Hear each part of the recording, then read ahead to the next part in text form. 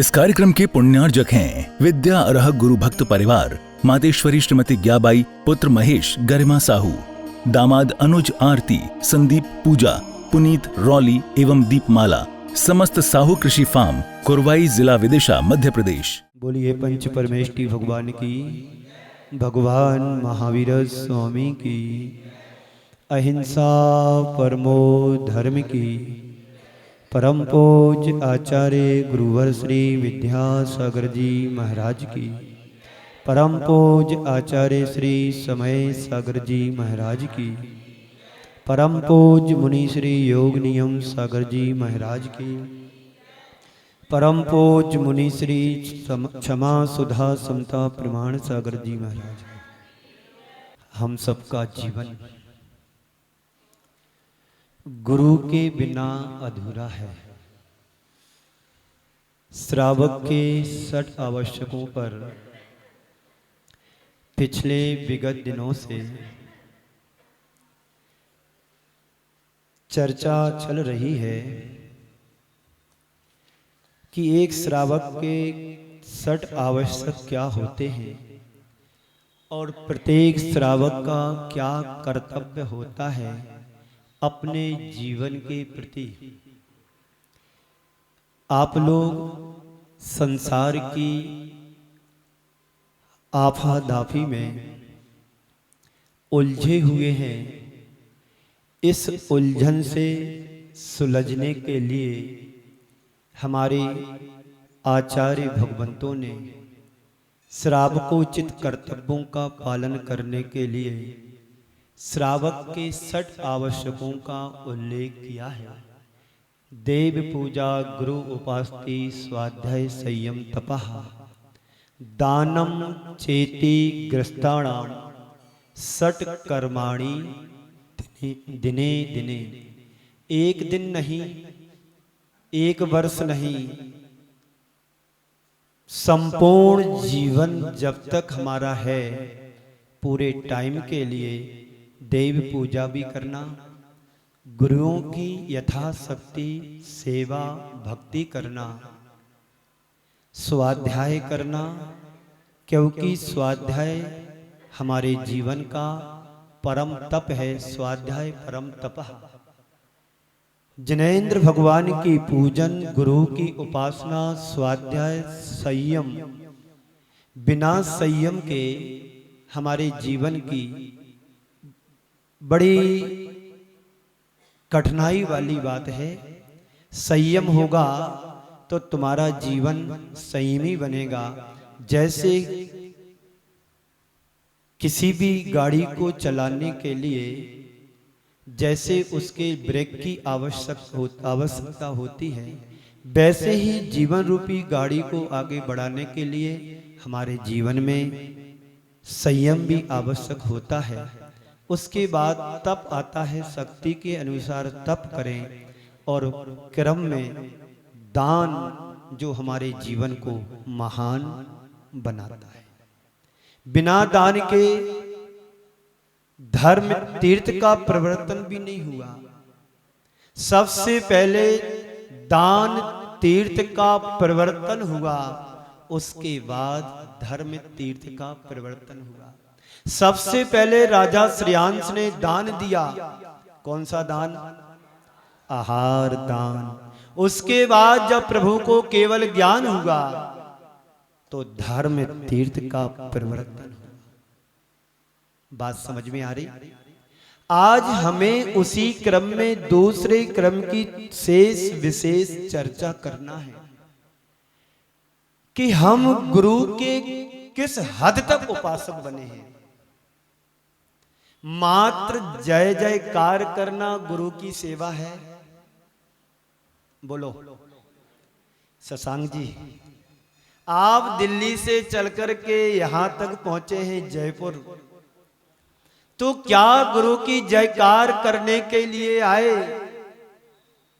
कि गुरु से कुछ ग्रहण करने के लिए आए? अनिल जी, विशुद्ध धर्मात्मा अनिल जी का परिवार, शशांक जी का परिवार, जितने यहां पर बैठे हैं, हमारे अध्यक्ष धर्मचंद जी, सब धर्मात्मा है, ना धर्म को धर्म कैर बिना, बिना धर्मात्मा के धर्म टिक नहीं सकता है। धर्म की आराधना करना अलग है, एक तुम्हारे रूटीन में है जो तुम कर रहे हो, लेकिन जीवन में धर्म का पारायण होना। महेश जी, अभिषेक नहीं करते आप? करते हैं? हाँ, अब करता हूं कभी कभी, करना ही चाहिए सभी के लिए। सभी के लिए अभिषेक से हमारे जीवन की शुरुआत हो। श्रावक का प्रमुख कर्तव्य है नंबर 1, देव पूजा। पूजा के कई तरीके होते हैं।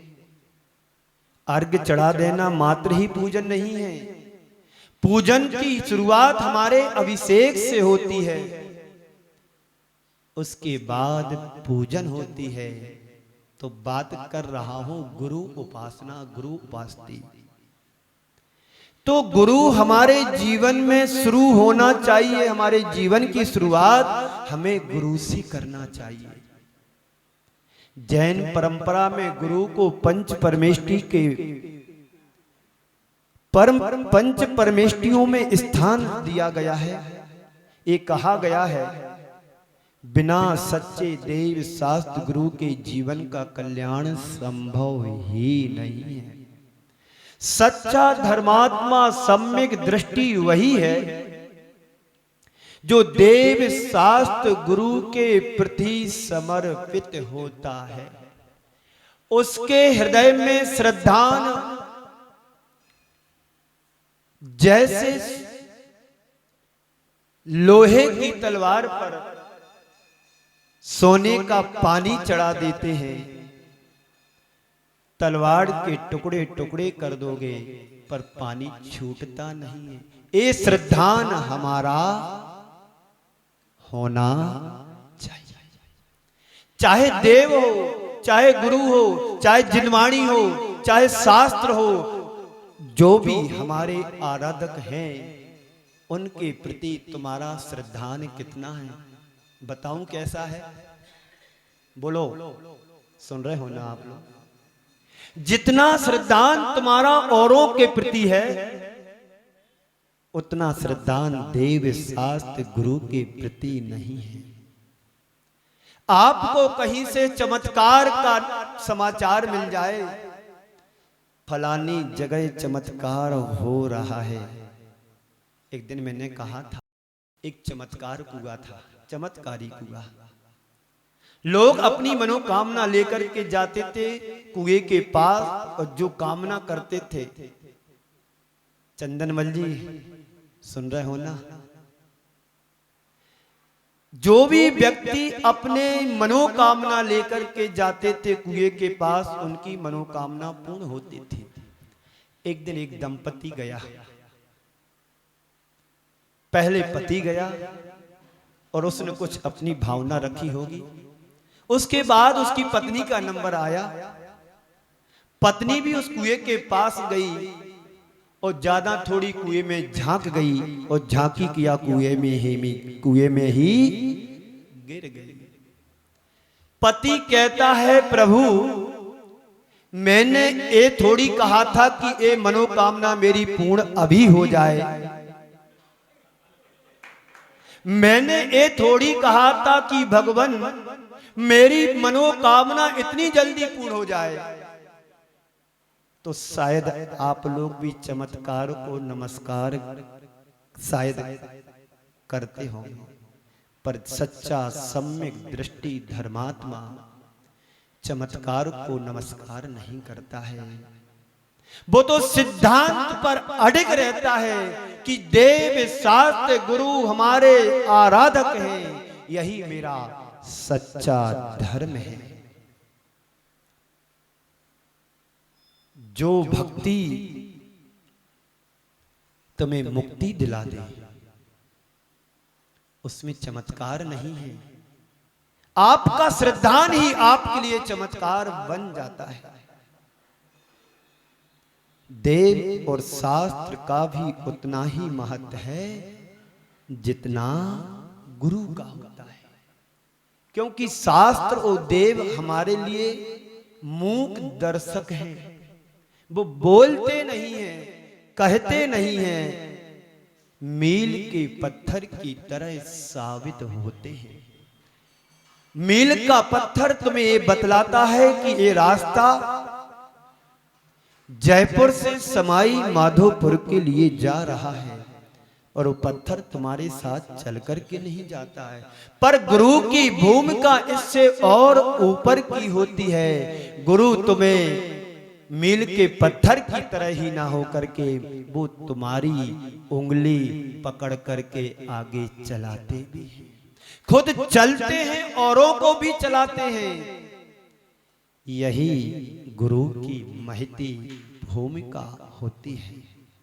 आज हम जो लाभ देव शास्त्र से नहीं ले सकते हैं, वह लाभ हम गुरु से ले सकते हैं। आप रोज पूजन करते हैं, पूजा करने के बाद आपको जिनवाणी कहती है कि आपने बहुत अच्छी पूजन की, आपके लिए इतना पुण्य मिला। बोलो, भगवान का आपने अभिषेक शांति धारा की, तो क्या प्रभु ने बुलाकर के तुमसे ये कहा कि आपके लिए इतना पुण्य का सृजन, आपने इतना सृजन किया? पर गुरु के चरणों में जाते हो, गुरु के पास नमस्कार करते हो, उनकी सेवा बैया वृत्ति पूजा करते हो, गुरुदेव तुम्हारे लिए तथास्तु कहते हैं, तुम उनके चरणों में अपनी भक्ति समर्पित करते हैं। गुरुदेव तुम्हें दोनों हाथों से आशीर्वाद देते हैं, जो तुम्हारे जीवन को आनंदित बना देते हैं, तुम्हारे जीवन में सेटिस्फाइड कर देते हैं कि हमें गुरु से कुछ मिला है। कल आपने चातुर्मास कलश स्थापना का समारोह किया, उस भक्ति में के रंग में रंग करके सबने वाह वाह किया कि नहीं किया? बोलो।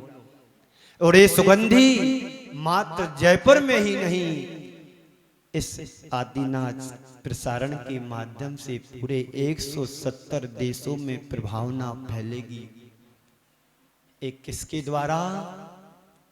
गुरु के द्वारा, गुरु की प्रभावना के द्वारा, गुरु के आशीर्वाद के द्वारा। यही गुरु की भूमिका होती है। सदगुरु की परम कृपा से ही पाषाण को भगवान का रूप दे पाते हैं। जयपुर में मूर्ति बनती है, भगवान नहीं बनते। महेश जी, जयपुर में मूर्तियां बनती हैं, भगवान नहीं बनते हैं। भगवान बनाने वाले तो गुरु ही, सिर्फ गुरु ही होते हैं। और हम उनके दर्शन करके अपने आप को अभिभूत करते हैं भगवान के उस मूर्ति मान के, जिनके दर्शन पाकर के हम अपने अंदर जुड़ी हुई किट्टी माँ, काली माँ को दूर कर सकते हैं। भगवान की प्रतिमा से हम मैसेज पाते हैं बीत रात्रा का। भगवान की प्रतिमा से हम मैसेज लेते हैं जगत के कल्याण की भावना का, कि जिस प्रकार तीर्थंकर भगवंतों ने संसार के प्राणियों के कल्याण की भावनाओं से भर करके ऐसे परम पुण्य प्रकृति का बंद किया, जिसे जगत पूज्य बना दिया। ये मार्गदर्शन किससे मिला? हमें गुरु से ही मिला। प्रभु नहीं बताते हैं। गुरु यदि तुम्हें ये नहीं बतलाते कि मार्ग क्या है, कैसा है और कैसे हमें चलना है, ये सब भूमिका गुरु की ही होती है।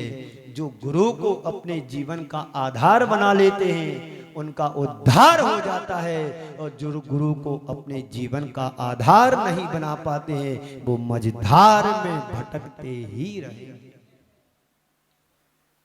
तो यदि गुरुओं ने यह मार्ग नहीं बताया होता, तो आज हम दर्शनों का सौभाग्य भी अर्जित नहीं कर पाते। पूज रहे होते उन अन्य देवी देवताओं को जो संसार में स्वयं रुल रहे हैं, और जो उनके दर्शन करता वो भी संसार को अनंत संसार में वृद्धि कर रहा होता। हमारे अनंत संसार की वृद्धि का अंत हम करें तो कैसे करें, जब गुरु के निर्देशन में हम अपने जीवन को आगे बढ़ाएंगे, निश्चित तौर पर हम अपने जीवन का कल्याण भी कर पाएंगे। भगवान की मुद्रा से हम वह सब लाभ ले सकते हैं, पर भगवान की प्रेरणा मूक है। शास्त्र हमें जीवन कल्याण का मार्ग बताते हैं। आत्मोन्नति के जो सूत्र हैं वो सब शास्त्र में ही समाहित है। शास्त्र की पहचान किसने कराया? बोलो, गुरु ने कराया। शास्त्र में जो कुछ लिखा है वो सब गुरु से तुमने सीखा है। नमस्ते वर्धमानाय निर्धूत कलिलात्मने, सालो का नाम त्रिलोका नाम यद विद्या दर्पणाय ते। ए मंगलाचरण में भगवान महावीर को नमस्कार करते हुए कहा जा रहा है कि भगवान के केवल ज्ञान में तीनों लोकों तीनों कालों के चराचर पदार्थ पदार्थ जन पर्याय परिलक्षित प्रतिबिंबित होती हैं।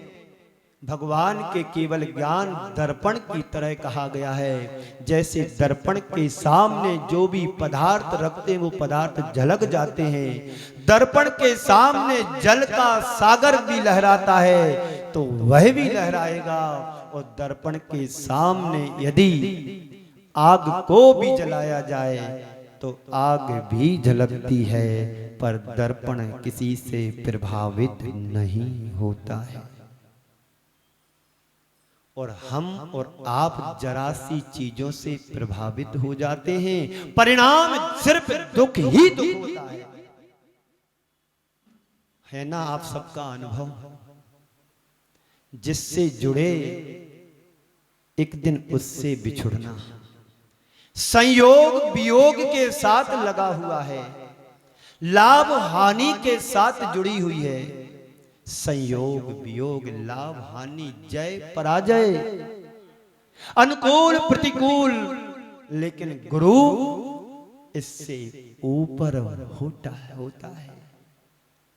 गुरु के चरणों में कोई तलवार लेकर के भी आ जाए तो गुरु प्रतिकार नहीं करते हैं, और कोई अर्घ चढ़ा करने के लिए थाल भर करके आ जाए तो फिर भी कोई स्वीकार नहीं करते हैं। ये वही राजस्थान है जिस राजस्थान में आचार्य चारित्र चक्रवर्ती शांति सागर जी महाराज का प्रवास था। धौलपुर, राजाखेड़ा और इन दो जगह का नाम चारित्र चक्रवर्ती में आता है, जहां पर एक ब्राह्मण व्यक्ति अपने गुंडों के साथ शांति सागर महाराज के ऊपर तलवार चलाने के लिए आया था, लेकिन देवों ने उसे कीलित कर दिया। इस कार्यक्रम के पुण्यार्जक थे विद्या अरह गुरु भक्त परिवार, मातेश्वरी श्रीमती ग्याबाई, पुत्र महेश गरिमा साहू, दामाद अनुज आरती, संदीप पूजा, पुनीत रौली एवं दीपमाला, समस्त साहू कृषि फार्म, कुरवाई, जिला विदिशा, मध्य प्रदेश।